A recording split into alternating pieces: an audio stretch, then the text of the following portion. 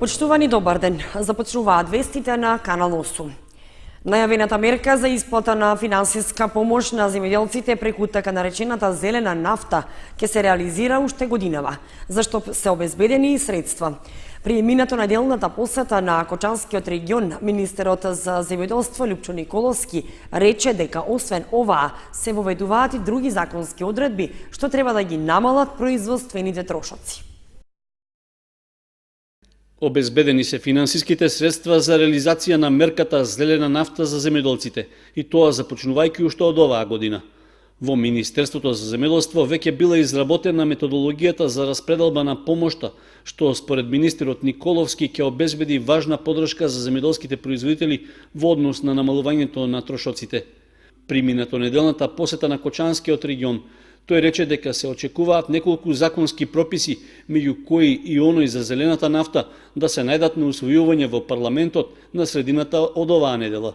На 2 мај во собранието на пленарна сесија се 6 закони кои што се во делот на земјоделството, кои што се во функција интерес на земјоделците.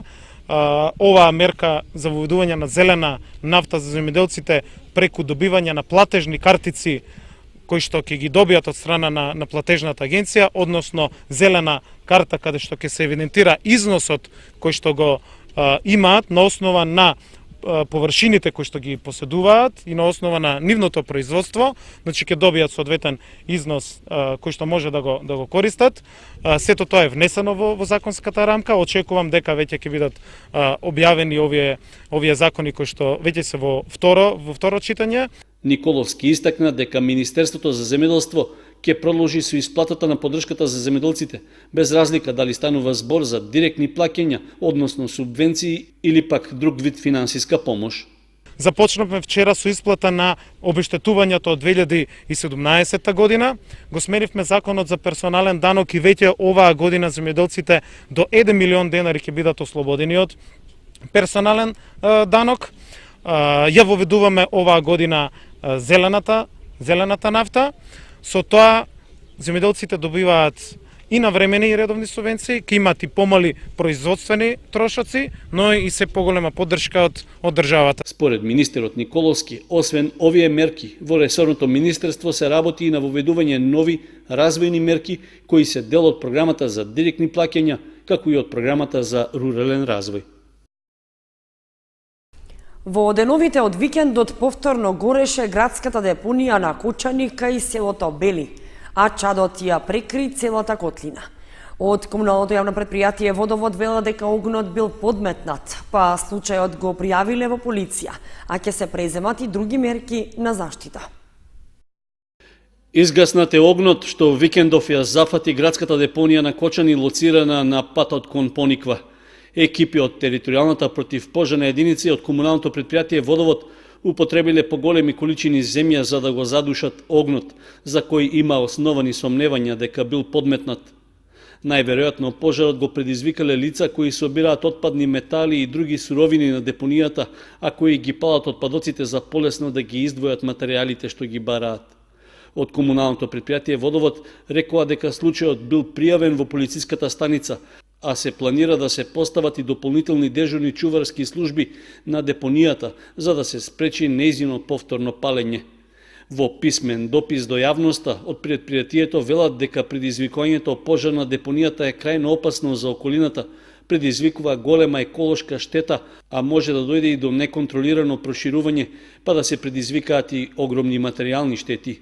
За локализирањето на пожарот, предпријатието е принудено да испраќа цистерни, да ангажира работници, механизација и возила, што исто така е дополнително финансиско оптоварување и за комуналното предпријатие Водовод, и за противпожарната служба, но и за граѓаните на општина Кочани. Исто така, во дописот се апелира до сите граѓани неовластено да не влегуваат на градската депонија и во никој случај да не палат оган на истата. Доколку некој забележи подметнување пожар на депонијата, треба истото да го пријави во полиција. Од комуналното предпријатие ги повикуваат градежните фирми и граѓаните кои вршат ископ на земја, истата да ја носат на депонијата за да помогнат во спречувањето на нов пожар. Во саботата попладне, чадот од градската депонија стигна до градот и ја прекри целата котлина, поради што граѓаните реагираа на загадениот воздух и на смрдејата на изгорено. Кривична пријава заработи жител на Пантелеј за бесправно сечење дрвја. Прекршокот бил извршен уште пред околу 6 години, но санкцијата доаѓа сега. Полицијата затвора еден случај за бесправно сечење дабова шума во Осоговијата, при што едно лице заработи соодветна пријава. Според информациите од Министерството за внатрешни работи, надворешната канцеларија за криминалистички работи од Кочани поднела кривична пријава против 20-годишниот ДЗ од селото Пантелеј, поради постојање основи на сомнение дека сторил кривично дело пустошење шуми. Во текот на ноември 2012 година во селото Пантелеј од шума во сопственост на манастирот Свети Пантелеймон пријавениот извршил бесправна сеча, при што исекол 148 дабови стебла. Инаку од јавното предпријатие Македонски шуми неодамна информираа дека вкупната проценета штета од нелегалното сечење на шумата во текот на минатата година изнесува околу 73.000 евра. Од увидот што бил направен при контролите на терен е регистрирано дека лани се исечени над 500 метри кубни буково, дабово и борово дрво, и тоа на падините на Плачковица и на Осоговските планини.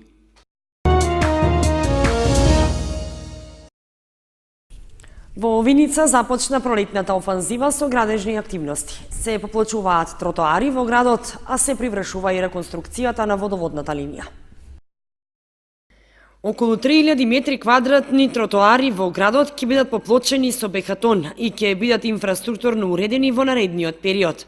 Деновиве привршува поплочувањето покрај храмот Свети Лука, а во тек се земјените работи на улицата Крушевска. Продолжуваме со силната градежна офанзива во општина Виница. Моментално почнуваме со реконструкција на тротоарите во општина Виница. Еве се наоѓаме на улица Крушевска Република, каде што веќе почнуваме со изградбата и поплочување со бекатон плочки. Исто така поплочуваме и улицата Даме Груев. Ова е прва фаза која што почнуваме, ќе има и втора фаза каде што ќе поплочуваме и улици во населените места во општина Виница. Планирано се 5450 квадрати. Изведуваше фирмата АС машини од Кавадрци. Има краци од улицата Илинденска, а ќе поплочиме и излезот на регионалниот пат од Виница према Берово и некои други посетни краци, како и во Ромското мало имаме поплочување. Паралелно со поплочувањето продолжува и втората фаза од реконструкцијата на водоводната линија. Во водоводната линија е во тек, првата фаза веќе е при крај, каде што се поставени главните водоводни линии. Почнуваме сега со втората фаза, тоа приклучување на секундарната мрежа или домаќинство. Инаку со овој проект се опфатени 3960 метри од водоводната мрежа во градот, или практично ќе бидат комплетирани 19070 метри од целокупната линија во градот, така што според надлежните за замена ќе останат уште околу 4000 метри стари азбестни цевки. Советот на општина Виница ја одржа 8-та редовна седница. Советниците дадоа зелено светло за финансиска поддршка за 2 меѓугранични проекти. Во првиот квартал од 2018 година приходите на општина Виница се остварени со 19,70% во однос на планираните. Даночните приходи се остварени со 12,73%, а капиталните со 9,44% во однос на планираните. Вкупните расходи на основниот буџет се остварени со 17,43%, а обврските на општината спрема добавувачите се во износ од 35.629.470 денари. Советот даде зелено светло за финансиска поддршка за 2 меѓугранични проекти, за кои аплицирањето е во тек, за реконструкција на киносалата, како и за набавка на монтажна сцена за одржување на културни настани. И на овој совет советниците повторно го разгледуваа извештајот за исправноста на водата за пиење, кој покажува и понатаму лоши резултати заради несоодветното хлорирање од страна на задолжените лица во местните заедници. Градоначалникот Димитров апелираше за преотстапување на тие селски водоводи на јавното предпријатие и конечно надминување на тој проблем. На овој совет, жителите на село Грлани со петиција побараа преземање на нивниот водовод.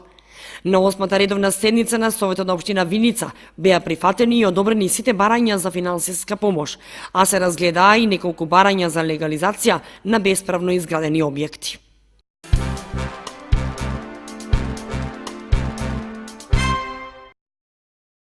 Планинарското друштво Согово од Кочани одбележува 15 годишнината од основањето, што беше повод да се реализира уште една успешна акција. Освен планинарскиот марш се поставија и информативни табли и ознаки до местноста Раткова скала. Членовите на Планинарското спортско друштво Согово викендов ја одбележаа 15 годишнината од основањето на клубот.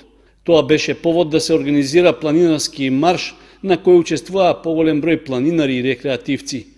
Всушност, учесниците на маршот пешачеа на две патеки, едната од манастирот Свети Пантелеимон до спомен паркот кај местноста Свиланово близу Рајчани, а другата од Пантелеј до местноста Раткова скала.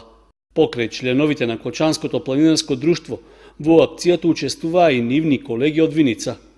Акцијата истовремено беше искористена и за поставување нови информативни табли и планинарски ознаки до Раткова скала, а што ги изработија членовите на клубот. На крајот од активностите за сите присутни беше приреден ручек и коктел во конакот на манастирот Свети Пантелеимон. Од клубот планираат роденденскиот марш да продолжи и во наредните години, односно да стане традиционален. Во уникатен и свечен амбиент, во ресторанот Амор во Кочани беше одбележана 25 годишнината од основањето на туристичката агенција Велјан. Присутните гости на роденденската забава ги забавуваше евровизискиот бугарски пејач Ивајло Колев со неговите 4 играци кои свиреа на виолина и виолончело.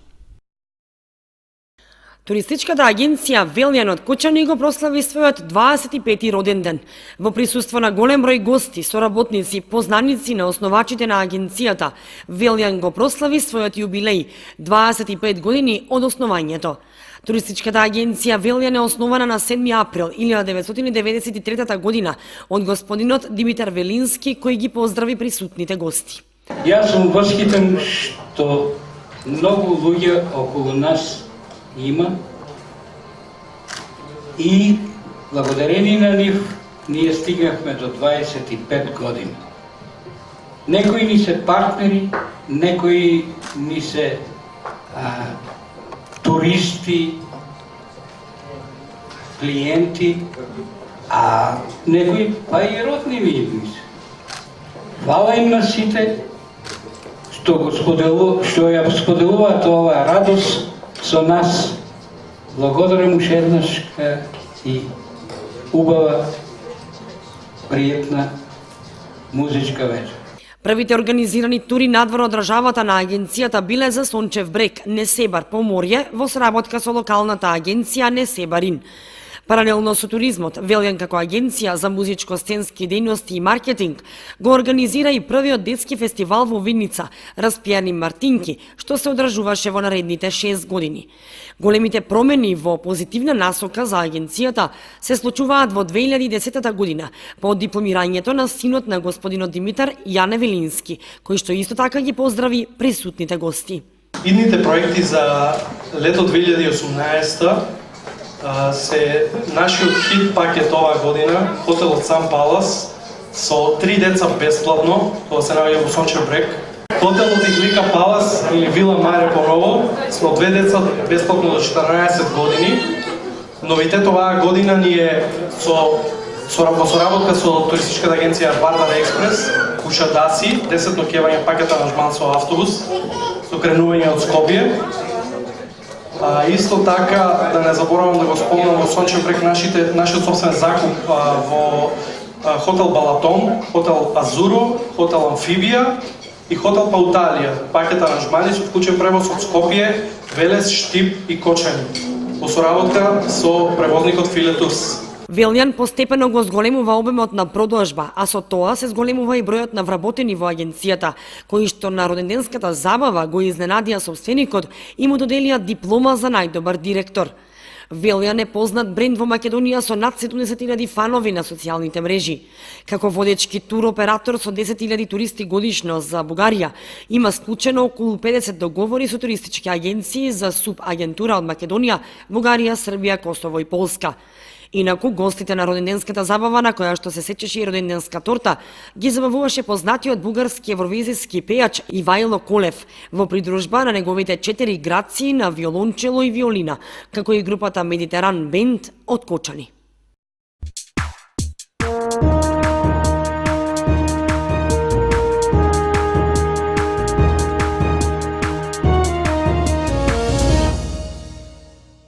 Следуваат информациите од спортот. Викендов се одиграа редовните кола во првенствата на втората фудбалска лига во машка и во првата фудбалска лига во женска конкуренција. При тоа Осогово освои важни 3 бода на гостувањето во Валандово против Победа, а женскиот фудбалски клуб Кочани на домашен терен доживеа уште еден пораз од Речица од Куманово. Во саботата се одигра редовното 24-то коло во првенството на втората фудбалска лига Исток, во кое фудбалерите на Осогово конечно со целосен успех се вратија од гостувањето во Валандово против Победа. Жолто-сините ги освоија 3 бода, победувајќи ги валандовчани со 5:3. Со оглед што се работеше за дуел на екипи кои се конкуренти во борбата за опстанок во лигата, можеше и да се очекува дека ги очекува тежок меч. По поразот во минатото коло на гостувањето во Радовиш против Плачковица, кочанските фудбалери практично и немаа друга опција освен да играат за победа и да ги освојат сите 3 бода. Успехот во реализирањето на ваквата намера дошол уште во 15-та минута со погодокот на Жоглев, со што Осогово дошло во водство. Во 31-та минута ова водство го зголемил Митевски, но по едно невнимание на гостинската одбрана, домакините преку Трајков во 34-та минута успеале да го намалат резултатот. Сепак агресивната и добра игра на жолтосините повторно вродила со плод во 41-та минута со голот на Паунов, кој го зголемил водството на 3:1, резултат со кој се отишло и на пауза. Во второто полувреме гостите продолжиле со нападите и во 60-та минута Митевски постигнал погодок со што Осогово дошло во водство од 4:1, но само 4 минути подоцна домашните преку Маринковиќ намалиле на 4:2. Во 70-та минута Петров го постигнал петиот погодок за кочанскиот второлигаш, а конечниот резултат го поставил Маринковиќ на 1 минута пред крајот на средбата, со што успеал колку толку да го намали високиот пораз за својата екипа. Освојувањето на бодовите за жолтосините се уште им овозможува да останат во трката за опстанок во второлигашкото друштво.